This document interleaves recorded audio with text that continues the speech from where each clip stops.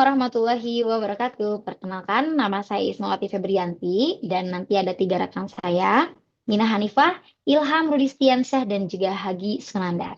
Kami akan menjelaskan tentang analisis kepuasan pelanggan dengan metode clustering key means.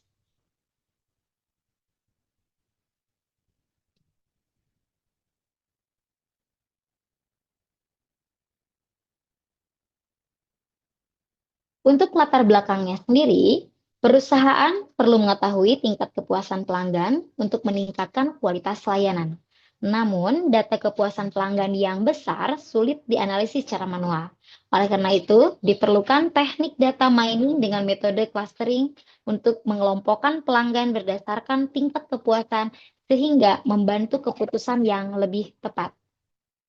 Mungkin untuk selanjutnya, penjelasan rumusan masalah dan tujuan penelitian akan disampaikan oleh rekan saya, Hagi Sunandar. Untuk rumusan masalah, kita ada 3 poin di sini, yaitu yang pertama, kelompok pelanggan. Jadi, bagaimana cara mengelompokkan pelanggan berdasarkan dengan kepuasan. Untuk poin kedua, ada penerapan algoritma.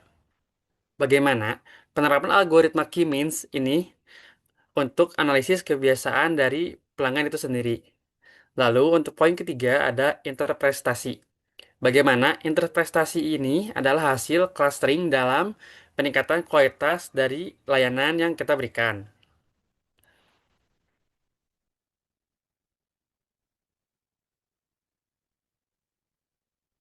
Untuk tujuan penelitian, kita juga memiliki 3 poin. Untuk poin pertama, yaitu pengelompokan pelanggan berdasarkan dengan tingkat kepuasan.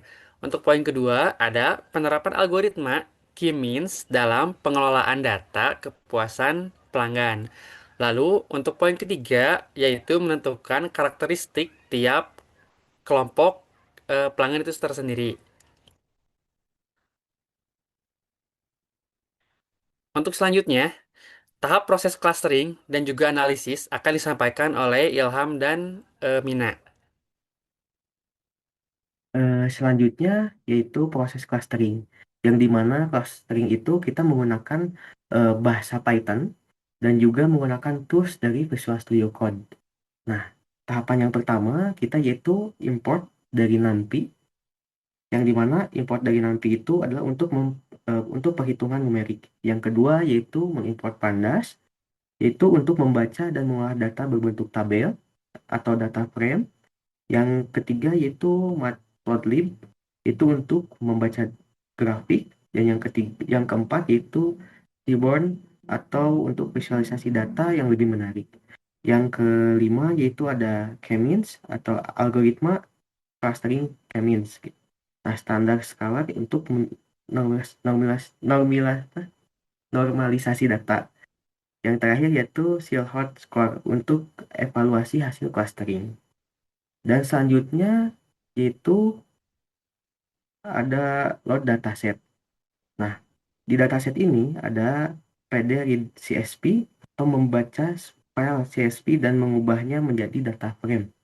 Nah, selanjutnya yaitu ada dev head, yaitu menampilkan 5 baris pertama data untuk melihat struktur dataset. Nah, selanjutnya yaitu ada teks struktur data.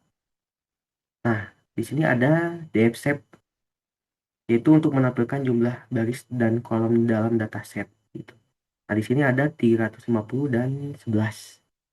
Selanjutnya yaitu ada dev info. Nah, di situ untuk menampilkan nama kolom, tipe data, dan jumlah data kosong, missing value. Seperti itu.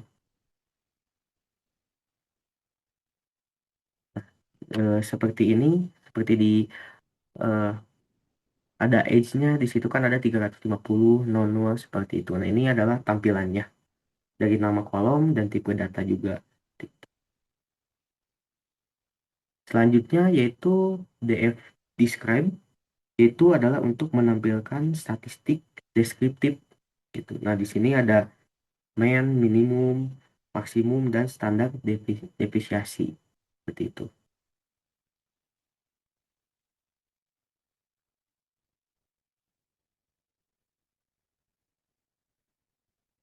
Nah, selanjutnya yaitu adalah seleksi fitur. Nah, di sini memilih kolom numerik yang relevan untuk di clustering. Gitu. Nah, di sini ada di seleksi fiturnya.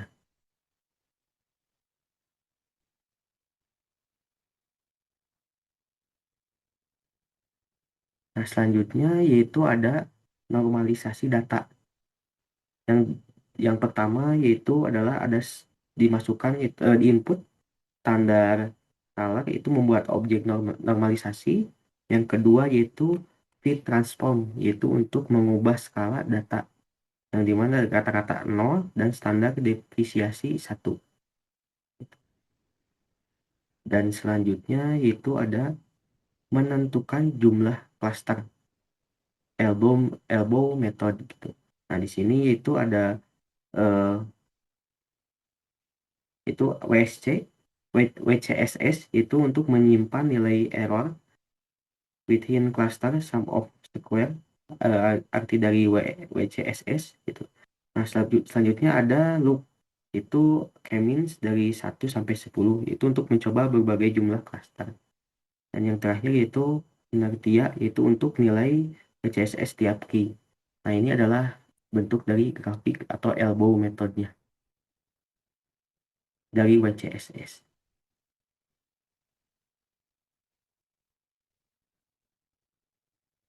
Next.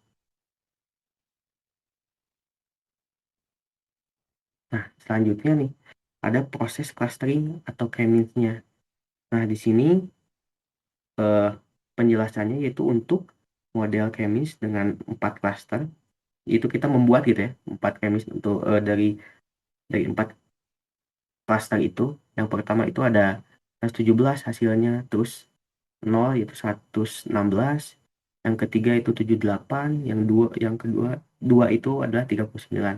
Nah, di sini tuh ada count, tipe dan integer. Selanjutnya ada DF, groupie, cluster. Di sini adalah berfungsi mengelompokkan data dasar berdasarkan cluster, yaitu age, total spends, item purchase, average rating, dice, size, slice purchase. Lalu di sini ada main. Ini berfungsi untuk menghitung rata-rata tiap fitur. Selanjutnya, analisis klasternya. Di sini ada klaster 0, age-nya 39,36.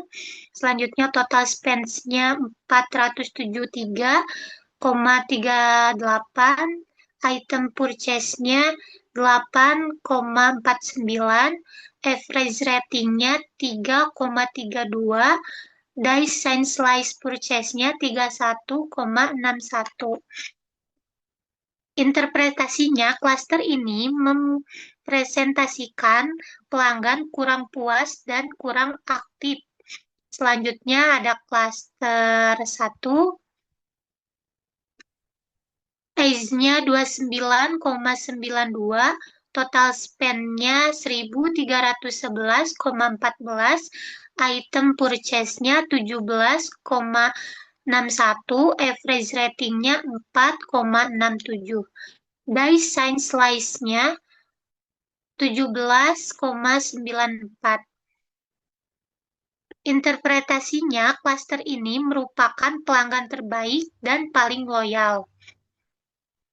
Selanjutnya ada klaster 2, age-nya 27,46, total spend-nya 693,12, item purchase-nya 12,41, average rating-nya 3,98, dice size slice purchase-nya 51,48. Klaster ini adalah pelanggan pasif dan berpotensi current. Selanjutnya, klaster 3, age-nya 33,60, total spends-nya 773,58, item purchase-nya 11,28, average ratingnya 4,08, days sales purchase-nya 19,64. Cluster ini merupakan pelanggan normal dan stabil. Selanjutnya, untuk grafik yang lebih enak untuk dilihat, saya di sini menggunakan Tableau. Visualisasi ini menampilkan hasil pengelompokan pelanggan e-commerce menggunakan algoritma Clemens berdasarkan total pengeluaran, total spend, dan rata-rata rating, average rating. Setiap titik mempresentasikan satu pelanggan, sedangkan warna yang berbeda menunjukkan kelompok klaster yang berbeda. Grafik ini digunakan untuk melihat pola persebaran data serta mempermudah identifikasi karakteristik masing-masing klaster pelanggan. Selanjutnya di sini ada grafik batang menunjukkan jumlah pelanggan tergabung dalam masing-masing klaster. Hasil Clemens mengetahui sebaran data pada setiap kelompok sehingga dapat diidentifikasikan klaster dengan klaster anggota terbanyak dan paling sedikit. Informasi ini penting untuk menentukan prioritas, strategi pemasaran, dan pelayanan pelanggan.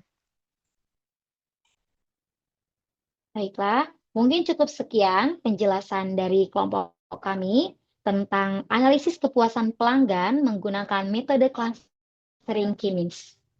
Kami harap melalui penelitian ini, hasil segmentasi pelanggan dapat memberikan gambaran yang jelas mengenai karakteristik pelanggan sehingga dapat membantu perusahaan dalam meningkatkan kualitas layanan dan strategi pemasaran yang lebih efektif. Wassalamualaikum warahmatullahi wabarakatuh.